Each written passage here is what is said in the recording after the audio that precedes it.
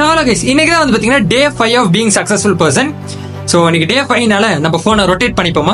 So பார்க்க போறோம்னா how to be a good character அப்படிதான் பார்க்க போறோம். ஒரு 6 ஸ்டெப்ஸ் இருக்கு. ஸோ அந்த 6 ஸ்டெப்ஸ் நீங்க ஃபாலோ பண்ணாலே இந்த 100 days சேலஞ்சை நீங்க வந்து முடிச்ச மாதிரி ஆயிடும். ஸோ அந்த 6 ஸ்டெப் பார்ப்போம். ஸோ அதுக்கு முன்னாடி நம்ம வீடியோ ஸ்கிப் பண்ணிட்டு போயிடாதீங்க. ஏன்னா வந்து அந்த 6 ஸ்டெப் மிஸ் பண்ணாலே முடிஞ்சது ஜோடி. வீடியோவை ஃபுல்லா பாருங்க.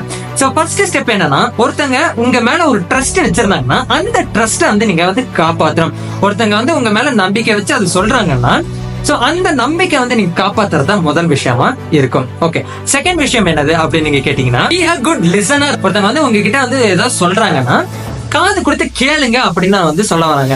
சோ காது கொடுத்து கேட்டாலே போதும். அதாவது eye to eye contact first. So அதுக்கப்புறம் வந்து காது கொடுத்து கேட்கணும். Have a good opinion on others அப்படின்னு சொல்ல வராங்க. சோ உங்களுக்கு வந்து ஒருத்தங்க மேல ஒரு குட் ஒப்பீனியன் இருக்கு. குட் ஒப்பீனியன் அப்படின்னா சோ அவங்க வந்து எவ்வளவு கெட்டவனா இருந்துகிட்டும் அவங்களுக்குன்னு ஒரு தனிப்பட்ட முறையில ஒரு பாசிட்டிவான ஒரு சைடு இருக்கும்.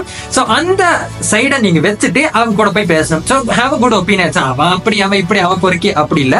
சோ அவங்க கிட்டே ஒரு தனிப்பட்ட முறையில ஒரு பாசிட்டிவ் சைடு இருக்கும். சோ அந்த சைட்ல வந்து நீங்க வந்து அவங்க மேல எப்பவுமே ஒரு ஹேவ் அ குட் ஒப்பீனியன் அப்படின்னு சொல்லுவாங்க. Always try to meet a new person.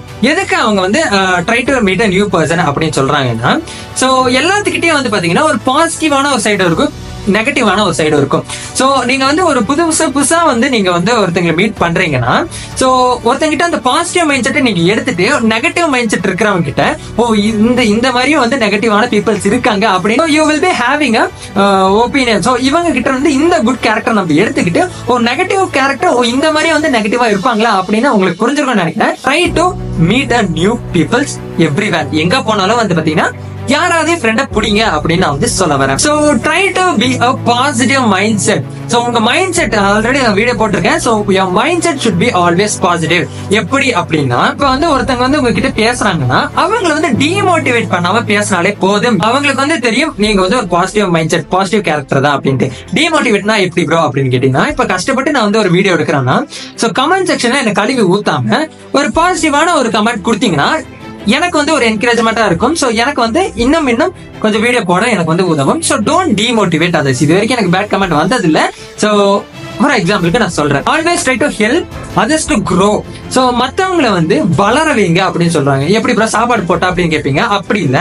So ஒருத்தங்க வந்து ஃபார் எக்ஸாம்பிள் வந்து ஸ்கூல்ல வந்து ஒருத்தர் வந்து ஹோம்ஒர்க் பண்ணல அப்படின்னு கேட்டீங்கன்னா ட்ரை டு ஹெல்ப் தம். நீங்க வந்து உங்க ஆன்சர் காட்டுறதுக்கு try to help them to do that some. இது ரெண்டு இருந்தாலே போதும், நீங்க வந்து ஒரு பாசிட்டிவ் கேரக்டர் அப்படின்னு அவங்கள வந்து நினைச்சுப்பாங்க. ஃபார் எக்ஸாம்பிளுக்கு நான் சொல்றேன், try to encourage the peoples. So வந்து கஷ்டப்பட்டு நான் வீடியோ போடுறேன்.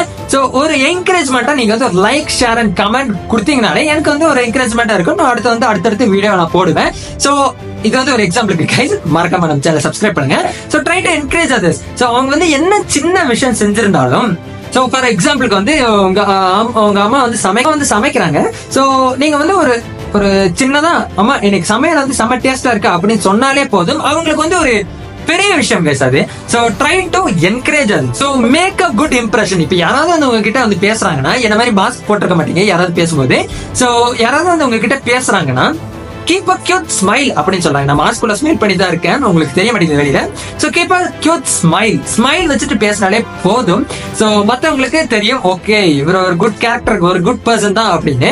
சோ நீங்க வந்து உங்க மூஞ்ச ரூடா வைக்காம ஒரு கியூட் ஸ்மைலோட நீங்க வந்து பேசினாலே போதும். It will be a good impression. So இந்த 6 to 7 ஸ்டெப்ஸ் நீங்க ஃபாலோ பண்ணாலே போதும், maximum you will be a good character அப்படின்னு வந்து சொல்ல வராங்க. சோ நாளைக்கு வந்து பாத்தீங்கன்னா பர்சனாலிட்டி அப்படின்னா என்னன்னு பார்ப்போம். சோ மேக்ஸிமம் வந்து பாத்தீங்கன்னா கேரக்டர் அண்ட் பர்சனாலிட்டி இதுக்குள்ளதான் வரும். சோ பர்சனாலிட்டி தனியா நான் வந்து ஒரு வீடியோ போடுறேன். இதுதான் இந்த 6 ஸ்டெப் நீங்க ஃபாலோ பண்ணாலே போதும், you will be a good character. So மறக்காம like, share, comment and subscribe பண்ணுங்க. நம்ம இன்ஸ்டாகிராம் பேஜை ஃபாலோ பண்ணுங்க. நாளைக்கு பார்ப்போம். பை.